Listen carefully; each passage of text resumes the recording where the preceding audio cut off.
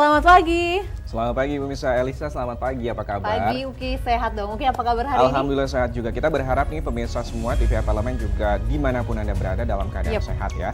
Jumpa lagi dalam program TVR 09 bersama dengan saya Suki Abdul dan juga rekan saya. Saya Elisa Purba dan dalam 30 menit ke depan pemirsa kami akan sajikan kepada Anda sejumlah berita nasional khususnya dari sudut pandang DPR RI sebagai referensi Anda dalam memahami dinamika politik, ekonomi, sosial dan budaya di Indonesia. Pemirsa TVR Parlemen, inilah TVR 09 edisi Senin 26 September 2022. Selengkapnya.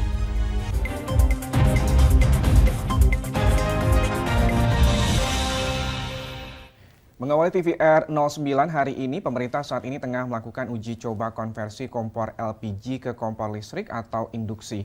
Namun Komisi 7 DPR RI menilai masih perlu dilakukan beberapa kajian dan juga evaluasi agar kedepannya penyaluran subsidi ini bisa lebih tepat sasaran. Rencana konversi tabung gas LPG 3 kg ke kompor listrik menuai kritik.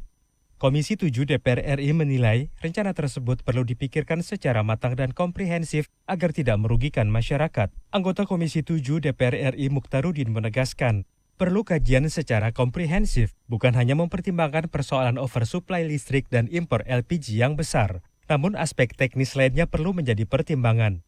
Kemudian perlu dihitung, kan pertimbangan kan juga ada soal oversupply, ada kelebihan pasokan listrik. Ini dengan pertumbuhan ekonomi kita seperti ini, sampai kapan oversupply ini bisa bertahan gitu. Jangan sampai nanti pertumbuhan ekonomi kita bagus, listrik semakin banyak dibutuhkan, kita kekurangan listrik lagi, sementara kita sudah konversi. Ini kan bahaya.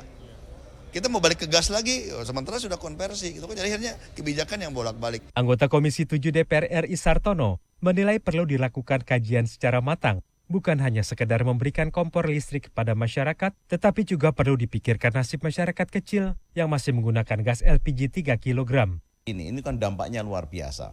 Perlu pemikiran ya, perlu kajian yang mendalam ya. Kalau sekarang sedang terjadi uji coba atau uji layak, silakan saja ya. Dan bisa juga itu tidak hanya menyisir masyarakat bawah, atas pun juga di banyak-banyaklah menggunakan kompor listrik begitu. Tetapi dengan catatan ya LPG 3 kg ini tidak dihilangkan. Ini dampaknya kan kepada sektor UMKM, rumah tangga, dan juga bagaimana juga bagi teman-teman yang pedagang kaki lima atau pedagang gerobak. Mario, TVR Parlemen melaporkan. Kita beralih ke informasi berikutnya. Badan Anggaran DPR RI mendesak pemerintah segera melakukan evaluasi program penyaluran BLT BBM dengan melakukan pemutakhiran data terpadu guna mencegah adanya kebocoran anggaran negara. Badan Anggaran DPR RI mendesak pemerintah segera melakukan evaluasi program penyaluran BLT BBM dengan melakukan pemutakhiran data terpadu guna mencegah adanya kebocoran anggaran negara. Sekretaris Eksekutif Tim Nasional Percepatan Penanggulangan Kemiskinan atau TNP2K, Sekretariat Wakil Presiden RI, Suprayoga Hadi mengatakan, pemerintah baru saja mendeteksi adanya dugaan exclusion error atau salah sasaran dalam penyaluran bantuan langsung tunai bahan bakar minyak. Anggota Badan Anggaran DPR RI, Mukhtarudin menyayangkan adanya penyaluran BLT BBM yang tidak tepat sasaran. Hal ini menandakan bahwa data penerima bantuan belum akurat dan efektif. Untuk itu, ia mendesak pemerintah segera melakukan evaluasi DTKS secara periodik guna memberikan acuan data penerima bantuan dengan tepat. Kita menyayangkan kalau sampai ada salah sasaran dan angkanya cukup besar, 1,3 juta daripada penyaluran BLT BBM. Sementara orang yang sebenarnya berhak menerima BLT tidak dapat, yang tidak berhak malah mendapatkan. Dan ini kan akhirnya kan tidak tepat sasaran jadinya program ini. Yang dimaksudkan pemerintah untuk mengatasi masalah dampak kenaikan BBM terhadap masyarakat miskin justru tidak ada pengaruhnya kan gitu. Nah, oleh karena itu kita meminta ya, sebagai anggota Banggar saya meminta, karena ini anggaran ini juga cukup besar, meminta kepada pemerintah ya agar segeralah membenahi data ini. Dan harus real time, karena ini kan BLT ini kan dalam rangka kita mengatasi masalah dampak kenaikan BBM. Supaya tidak terjadi inflasi, supaya daya beli masyarakat miskin, agar bisa terpelihara gitu ya. Hilman Hidayat dan Arif, TVR Parlemen melaporkan. Pemirsa, Komisi 7 DPR RI mendukung penggunaan kendaraan bermotor listrik berbasis baterai sebagai kendaraan dinas pemerintah. Dan informasi lengkapnya sesaat lagi nih. Untuk itu pemirsa jangan kemana-mana, tetaplah bersama kami di TVR 09. Tugas dan fungsi DPR RI sangat penting bagi negeri ini sebagai pengemban amanat rakyat. Namun tidak banyak yang tahu apa saja fungsi dan tugas dari DPR. DPR mempunyai 3 fungsi pokok, yaitu legislasi, anggaran, dan pengawasan. Ketiga fungsi tersebut harus dilaksanakan dalam kerangka fungsi representasi yang mengedepankan kepentingan rakyat berdasarkan aspirasi masyarakat dan untuk kesejahteraan rakyat. Dari fungsi legislasi, DPR RI mempunyai tugas dan wewenang untuk menyusun dan menetapkan program legislasi nasional bersama dengan pemerintah, menyusun dan membahas rancangan undang-undang, menerima rancangan undang-undang dari DPD, membahas rancangan undang-undang yang diusulkan oleh Presiden ataupun DPD, menetapkan undang-undang bersama dengan Presiden, menyetujui atau tidak menyetujui peraturan pemerintah pengganti undang-undang yang diajukan Presiden untuk ditetapkan menjadi undang-undang. Sementara, fungsi anggaran membahas dan memberikan persetujuan atau tidak memberikan persetujuan terhadap rancangan undang-undang tentang APBN yang diajukan Presiden, memperhatikan pertimbangan DPD atas rancangan undang-undang tentang APBN dan rancangan undang-undang terkait pajak, pendidikan, dan agama, menindaklanjuti hasil pemeriksaan atas pengelolaan dan tanggung jawab keuangan negara yang disampaikan oleh BPK, memberikan persetujuan terhadap pemindah tanganan aset negara maupun terhadap perjanjian yang berdampak luas bagi kehidupan rakyat yang terkait dengan beban keuangan negara. Dan fungsi pengawasan, melakukan pengawasan terhadap pelaksanaan undang-undang, APBN, dan kebijakan pemerintah, membahas dan menindaklanjuti hasil pengawasan yang disampaikan oleh DPD terkait pelaksanaan undang-undang mengenai otonomi daerah, pembentukan, pemekaran, dan penggabungan daerah, pengelolaan sumber daya alam dan sumber daya ekonomi lainnya, pelaksanaan APBN, pajak, pendidikan, dan agama. Terima kasih. Video ini dipersembahkan oleh TV dan Radio Parlemen, Biro Pemerintahan Parlemen, Sekretariat Jenderal, dan Badan Keahlian DPR RI.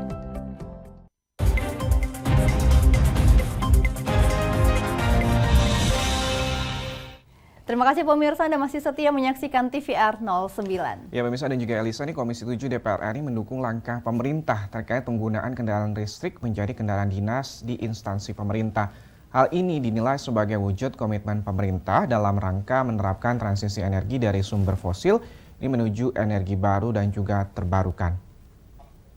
Komisi 7 dukung penggunaan kendaraan bermotor listrik berbasis baterai sebagai kendaraan dinas operasional dan kendaraan perorangan dinas instansi pemerintah pusat dan pemerintah daerah.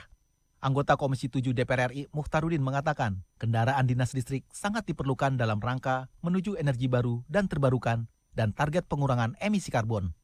Kendati demikian, ia meminta transparansi dari pengadaan kendaraan dinas listrik untuk menutup celah korupsi.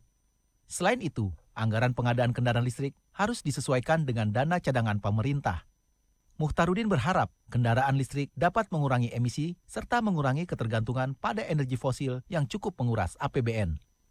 Saya harap ini harus diawasi setransparan mungkin, bagaimana pengadaannya, prosesnya, segala macam ya. Karena ini kan sudah menjurus kepada mobil jenis tertentu ya. Artinya bukan mobil umum, mobil tertentu. Jadi oleh karena itu harus kita awasi sama-sama agar proses pengadaannya, kebijakan ini transparan dan tidak ada unsur KKN, korupsi dan lain sebagainya. Tujuannya baik, terutama dalam rangka kita untuk mengurangi emisi. Yang kedua, dalam rangka kita sudah beralih kepada energi baru dan terbarukan, energi masa depan, ya. Dan kita tidak tergantung lagi pada energi fosil yang cukup menguras daripada APBN kita. Gitu. Jadi berangsur-angsur beralih kepada electric lifestyle. Ya. Jadi semuanya kita akan kedepankan karena energi baru dan terbarukan. Impres saja sebenarnya sudah cukup ya sebenarnya. Tetapi nanti kita juga akan perkuat dengan undang-undang RUU EBT yang sekarang sedang akan kita bahas ya.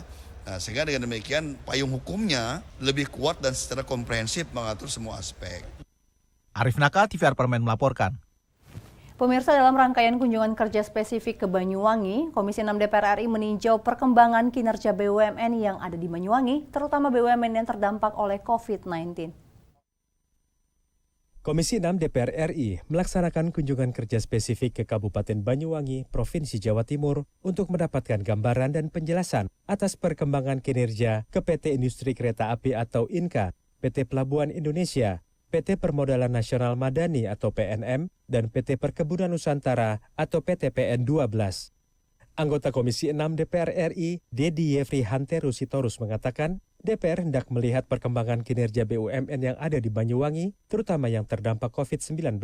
Dedi menuturkan, terkait Pelindo, banyak kawasan pelabuhan yang terbengkalai, sehingga terkesan kumuh dan banyak tempat yang tidak dikelola dengan maksimal. Apa yang sudah dilakukan di Banyuwangi ini, di mana Pelindo membuat suatu tempat wisata yang namanya Marina Boom ya itu sangat menarik karena apa? Utilisasi, optimalisasi dari kawasan yang menjadi konsesi Pelindo itu bisa meningkatkan pelayanan juga bagi masyarakat, meningkatkan kegiatan ekonomi bagi UMKM, juga kegiatan pariwisata. Sementara itu, Eko Hendro Purnomo memberikan masukan terhadap PT INKA agar bisa melakukan kerjasama dengan pihak swasta untuk mengembangkan area terintegrasi sesuai dengan keinginan Menteri BUMN. Saya ke Singapura tuh kereta api itu benar-benar bukan hanya sekedar stasiun, tetapi di situ adalah tempatnya rekreasi, wisata, dan pusat bisnis perbelanjaan. Jadi terintegrasi gitu loh. Dan untuk mendapatkan itu harus apa? Dia harus kerjasama dengan pihak swasta. Dari Provinsi Jawa Timur, Fityan Aunilah, TVR Parlemen melaporkan. Kita ke informasi selanjutnya, pemirsa. Komisi 1 DPR RI mendorong pemerintah segera membentuk lembaga pengawas perlindungan data pribadi seperti yang tertuang dalam Undang-Undang Perlindungan Data Pribadi atau PDP. Lembaga pengawas ini nantinya berada langsung di bawah Presiden dan diharapkan mampu menjaga independensi dalam pengawasan pelanggaran data pribadi. DPR RI bersama pemerintah telah mengesahkan rancangan Undang-Undang Perlindungan Data Pribadi atau PDP. Menindaklanjuti itu, anggota Komisi 1 DPR RI mendorong pemerintah segera membentuk lembaga pengawas PDP dan objektif dalam pembentukan lembaga tersebut. Pasca pengesahan RUU PDP, seluruh penyelenggara sistem elektronik baik lingkup publik maupun privat harus bertanggung jawab dalam pelindungan data pribadi masyarakat. Untuk itu diperlukan lembaga pengawas yang akan berada di bawah Presiden. Sukamta menekankan lembaga pengawas PDP harus menjaga independensi dan diberikan kewenangan atas pelanggaran data pribadi. Jadi ini sifatnya bukan ad hoc, bukan seperti yang saya dengar lewat media, lembaga ad hoc diketuai oleh Kominfo, BSSN, bukan begitu. Jadi ini lembaga permanen yang di luar kementerian lembaga, harapan kita ya, supaya kalau ada pengelola data publik yang kena breach seperti sekarang ini, lembaga ini punya power untuk melakukan pengawasan yang cukup sesuai dengan amanah undang-undang. Anggota Komisi 1 DPR RI, Rizky Aulia, juga mengingatkan pemerintah untuk mengedepankan prinsip objektivitas dalam pembentukan lembaga pengawas PDP. Pasalnya, lembaga ini memiliki peran sentral dalam mengawasi data pribadi dan menyelesaikan sengketa maupun kebocoran data. Baik peraturan turunan dari pemerintah ataupun peraturan yang dibuat oleh lembaga nanti yang berwenang untuk bisa menyelesaikan sengketa dan lain sebagainya. Lembaga tersebut juga mempunyai peranan sentral, peranan yang sangat penting untuk bisa menentukan seefektif apa Undang-Undang Perlindungan Data Pribadi di Indonesia ini. Vinita dan Sigit, TVR Parlemen melaporkan. Pemirsa, rancangan Undang-Undang Perlindungan Data Pribadi ini akhirnya disahkan menjadi undang-undang sejak tahun 2016 nih, Elisa. Dalam rapat paripurna DPR RI pada 20 September lalu. Dengan disahkannya Undang-Undang PDP ini diharapkan keamanan cyber tanah air ini dapat ditingkatkan untuk menghindari kebocoran data pribadi dan juga peretasan. Betul sekali Uki, namun pemirsa, informasi lengkapnya sesaat lagi. Untuk itu tetaplah di TVR 09.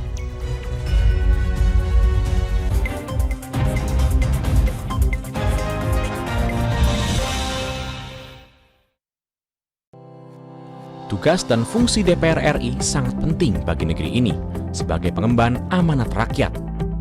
Namun tidak banyak yang tahu apa saja fungsi dan tugas dari DPR.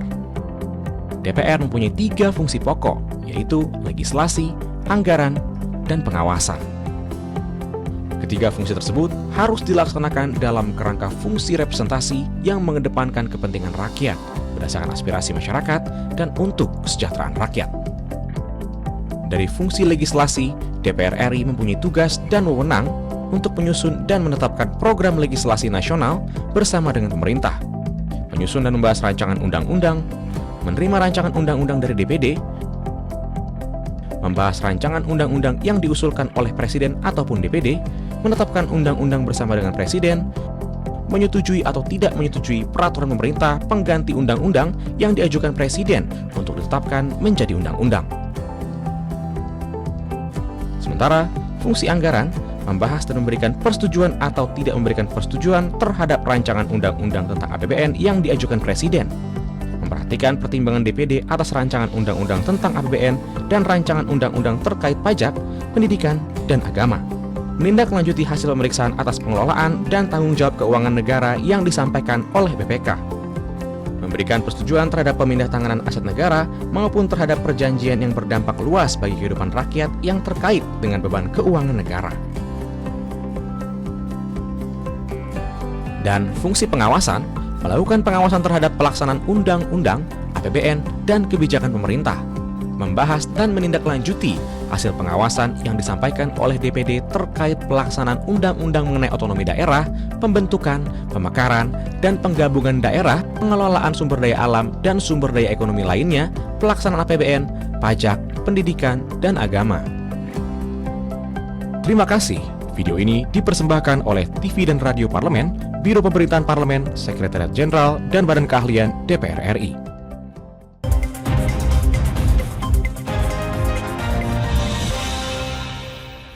Pemirsa, kembali di TVR 09. Ini pemirsa, setelah melalui pembahasan yang panjang selama 6 tahun dari 2016 nih akhirnya Undang-Undang Perlindungan Data Pribadi atau PDP telah disahkan. Komisi 1 DPR RI berharap pengesahan Undang-Undang PDP ini nantinya bisa menjadi momentum untuk evaluasi dan juga peningkatan keamanan penyimpanan data di Indonesia. Nah, selain itu UKI, Badan Cyber dan Sandi Negara atau BSSN juga diharapkan bisa meningkatkan keamanan cyber di Indonesia agar nih kita bisa terhindar dari kebocoran data dan juga peretasan.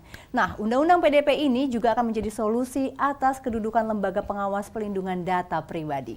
Untuk lebih lengkapnya, mari kita saksikan bersama laporan mendalam yang telah dirangkum oleh tim redaksi TVR Parlemen dalam segmen editorial Parlemen berikut ini.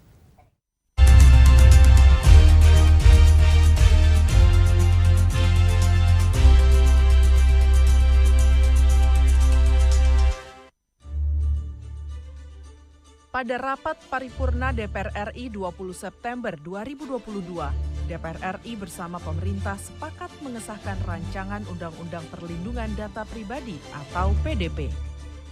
Di Gedung Nusantara II DPR RI, anggota Komisi 1 DPR RI, Sukamta mengatakan, kehadiran Undang-Undang PDP menjadi momentum bagi pemerintah untuk melakukan pembenahan di bidang siber.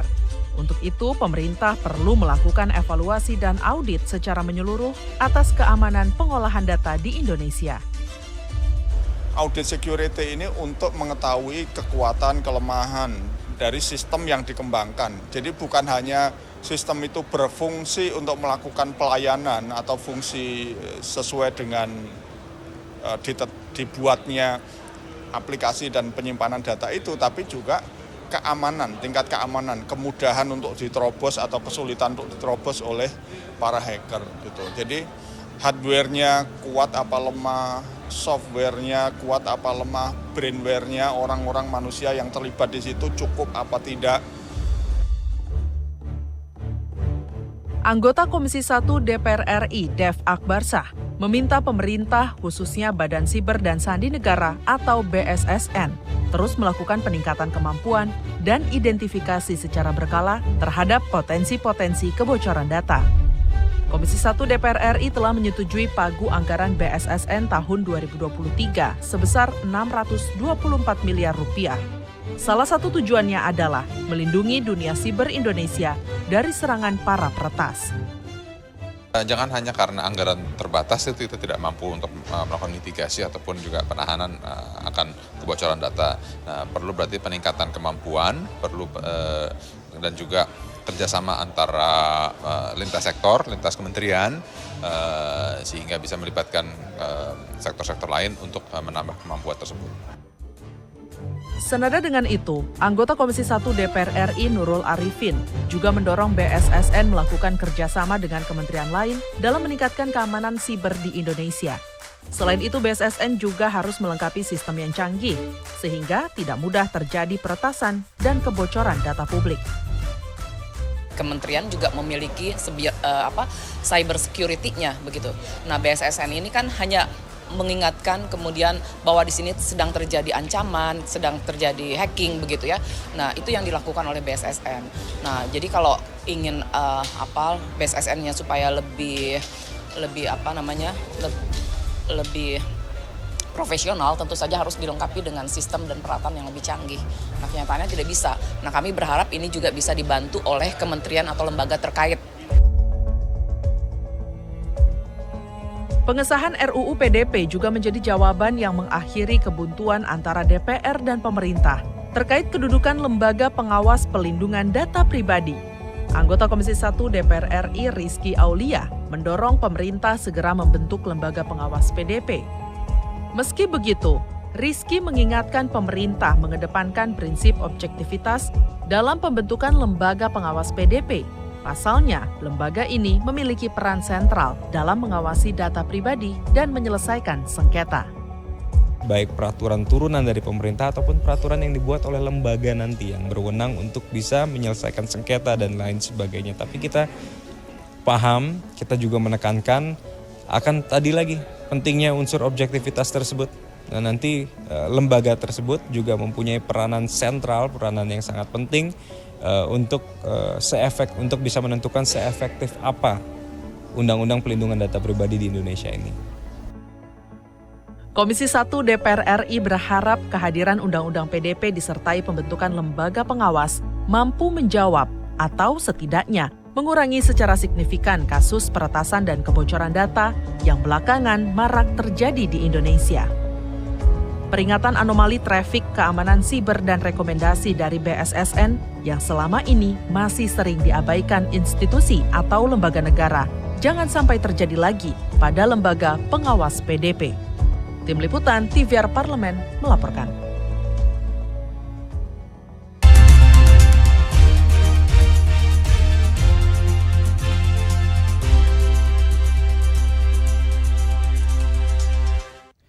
Pemirsa, situs Trowulan di Jawa Timur ini menyimpan sisa-sisa keagungan Kerajaan Majapahit yang hingga kini terus diteliti. Situs Trowulan juga menjadi laboratorium arkeologis terlengkap dari seluruh pelosok Nusantara. Dan sesaat lagi kita akan telusuri jejak peninggalan Kerajaan Majapahit di Trowulan. Nah, untuk itu jangan kemana-mana, tetaplah bersama kami di TVR 09.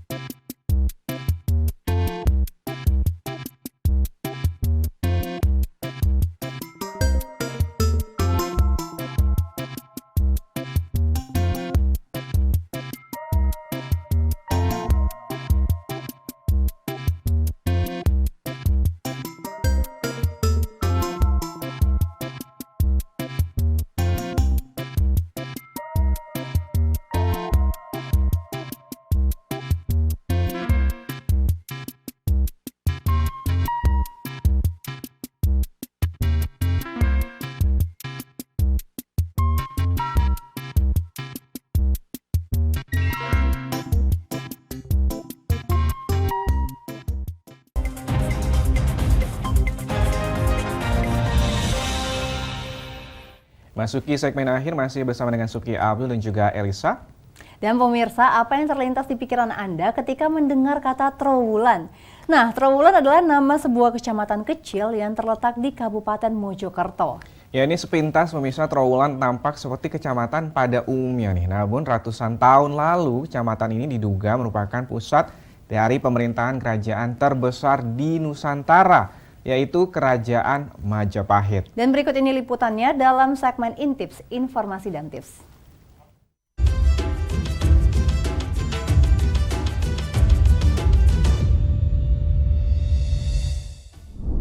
Halo pemirsa TVR Parlemen, di episode kali ini pemirsa tak hanya kami ajak berjalan-jalan, tapi juga belajar memahami sejarah. Belajar sejarah akan semakin seru jika sambil berwisata.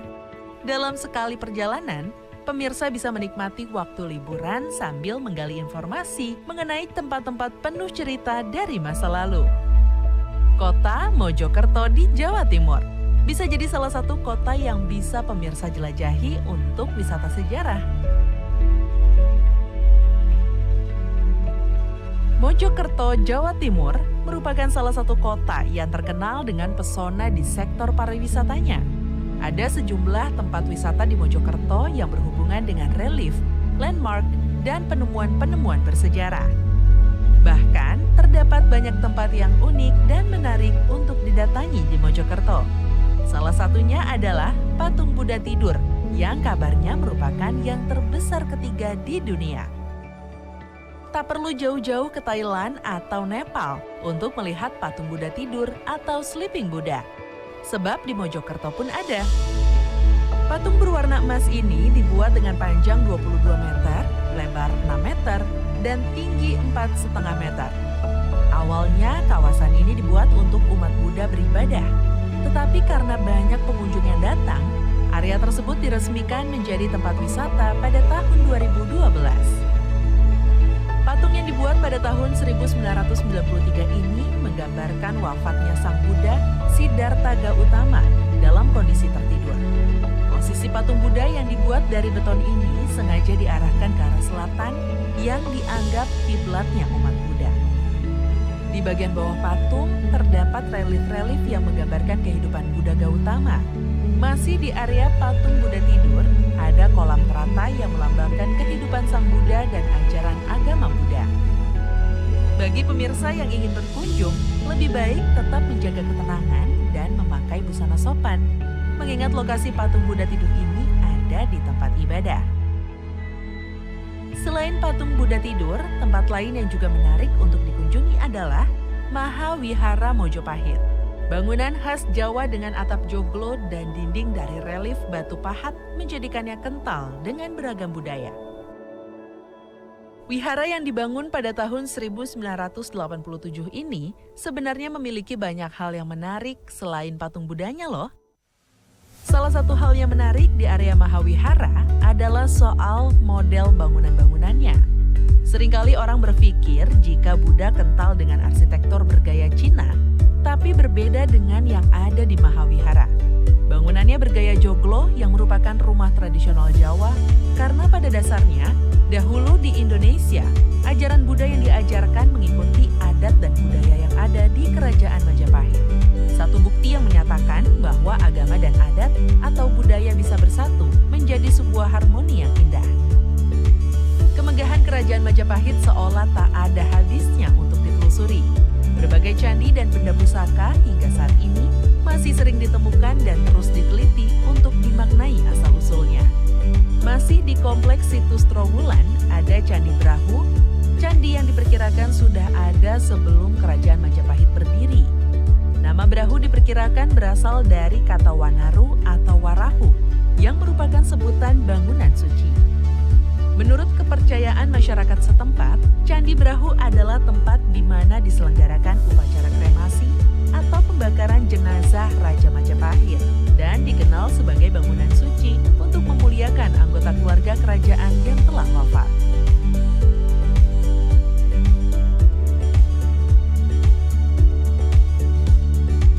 Tempat terakhir di situs sejarah Trowulan yang menjadi rekomendasi kami adalah area makam Putri Champa. Nama Putri Champa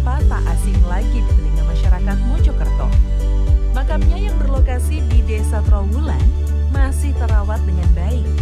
Istri Raja Brawijaya V itu menjadi sosok penting di balik tersebarnya ajaran Islam di bumi Majapahit. Putri Campa merupakan bibi dari Sunan Ampel dan ibu dari Raden Fatah, Sultan Demak pertama. Berdasarkan literatur sastra sejenis babat atau serat, Prabu Brawijaya V menikah dengan putri dari kerajaan Campa. Nama asli Putri Campa adalah Darawati atau Dwarawati yang berasal dari negeri Campa, yang kini adalah Vietnam. Dia dikirim ke Majapahit saat berusia 17 tahun. Darawati menjadi selir dari Prabu Brawijaya V atau Dyah Kertawijaya sejak 1430 Masehi. Komplek makam Putri Campa atau yang dikenal juga sebagai Putri Cempo ini adalah situs ziarah yang paling terkenal di Trowulan. Bagaimana pemirsa? Sudah lengkap kan informasi yang kami sampaikan? Kalau pemirsa masih penasaran, langsung aja kunjungi situs sejarah Trowulan di Mojokerto. Belajar sejarah ternyata tidak selalu membosankan ya kalau sambil jalan-jalan. Sampai jumpa lagi di episode berikutnya.